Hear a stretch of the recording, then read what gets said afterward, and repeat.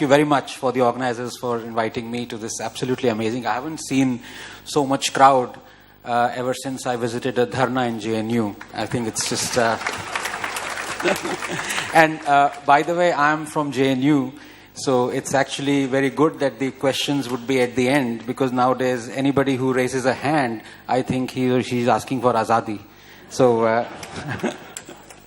but to come back to this topic, I am a free speech absolutist. So I believe that dissent, good or bad, should be allowed. So there is room for good dissent, and there is room for bad dissent.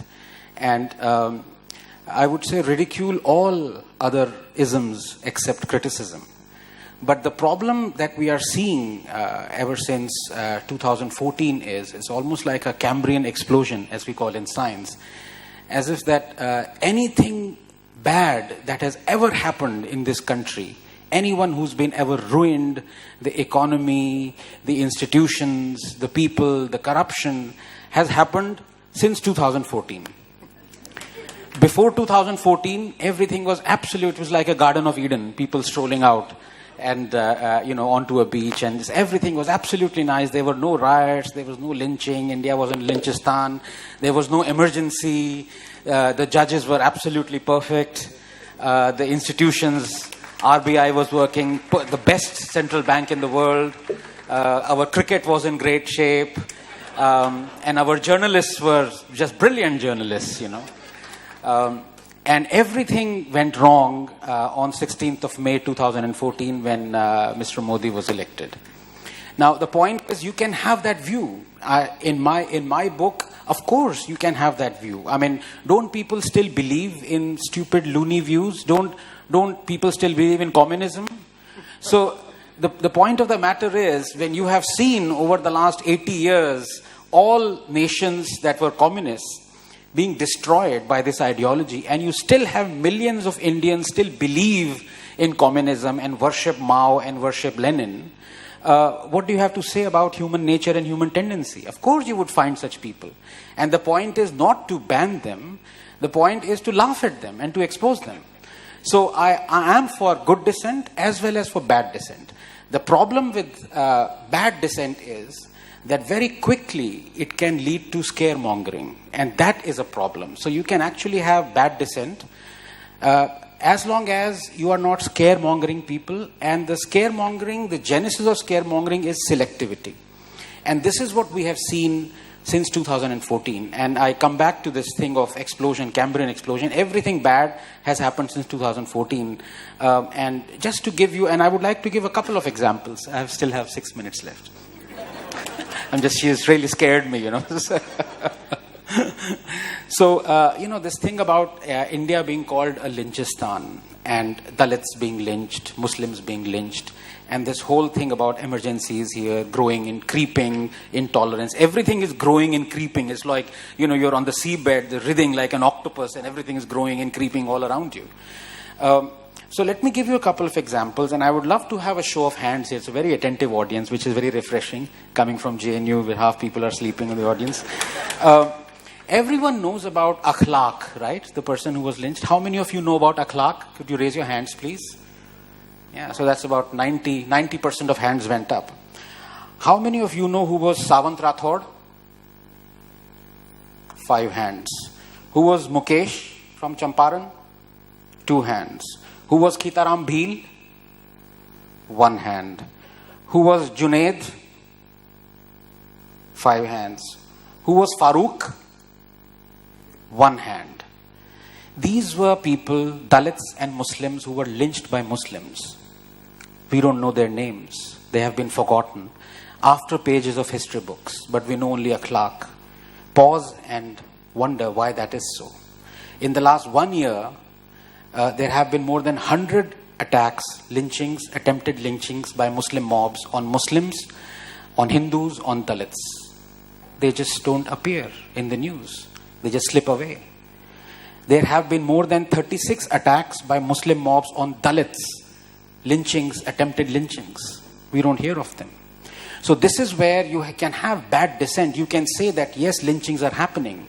But if you are selective about it, this leads to scaremongering. This leads to people believing that India has suddenly gone down the drain in the last 4 years, that all these things weren't happening before, all these things are happening now. That is one problem. The other, roughly I have about 4 minutes left, which is about fine, which is about this freedom of expression. And again, I would love to have a show of hands. And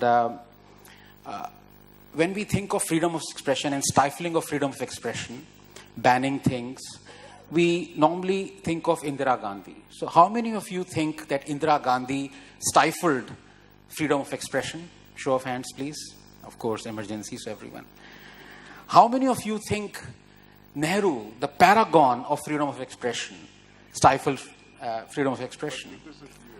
Yeah, so this is but I would say still half the hands are still in their pockets. And the reason for that is this kind of propaganda that has been let loose on us through books, through paid, sold out editors, through people who are, for want of a better word, PDs of the dynasty. Sorry about that. And the reason for that is that this one comment that Nehru made to a cartoonist, very famous cartoonist called Shankar. Now, he was drawing the ire of a lot of political leaders for the cartooning that he was drawing of, cartoons he was drawing of them. Whereas Nehru said, "Don't spare me, Shankar." Now, this kind of phrase has been immortalized, that it is actually Nehru who stood up for, being lampooned by these people, and who was always... So, let me now, I have 3 minutes left. Let me narrate the state of freedom of expression under Pandit Jawaharlal Nehru. First Amendment was brought in, reasonable restrictions, incitement, disruption of public order. Poet Majru Sultanpuri was jailed for 1 year for calling Nehru Hitler ka chela. First democratically elected communist government in Kerala was dismissed. Congress president said communist parties wouldn't be allowed to participate in general elections. Stanley Wupert's book 9 Hours to Rama was banned. The book Chandra Mohini was banned. Audrey Menon's The Ramayana was banned. Campbell's The Heart of India was banned. Koestler's The Lotus and the Robot was banned. Import of any newspaper that undermined friendly relations with foreign states was banned. Aziz Beg's Captive Kashmir was banned. Frischler's Aisha was banned. Bertrand Russell's Unarmed Victory was banned. Robson's 9 Hours to Rama was banned.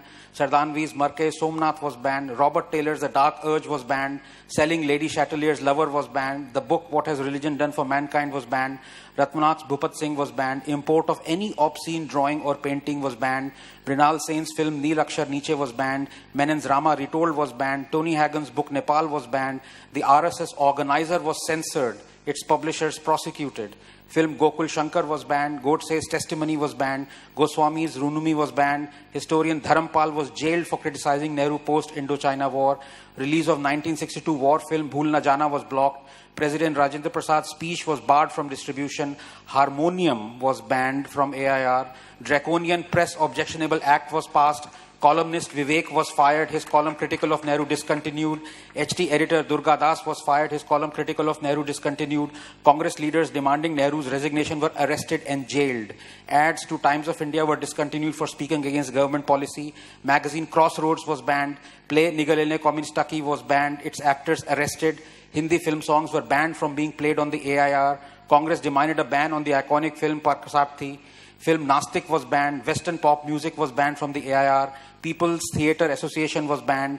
Play Harpida Master was banned. Film Ganga Jamuna was blocked. Sarat Chandra Chattopadhyay's play Mahesh was banned. Tagore's play Gora was banned. Balraj Sani's play Jadoo Ki Kursi was banned. Tagore's play Besarjan was banned. Pradeep's film song was deleted.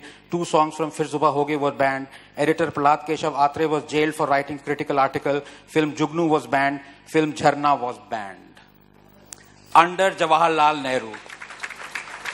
And when I asked who was more responsible for stifling freedom of expression, Indira Gandhi or Nehru, most of the hands said Indira Gandhi. This is the reason. Selectivity is going to be our bane. It is going to be the destruction of the knowledge that we are going to spread around young people. And that is why I will always have my praise for the younger generation and the social media. You are the real warriors. You are going to put all these people and all these politicians to shame. Thank you.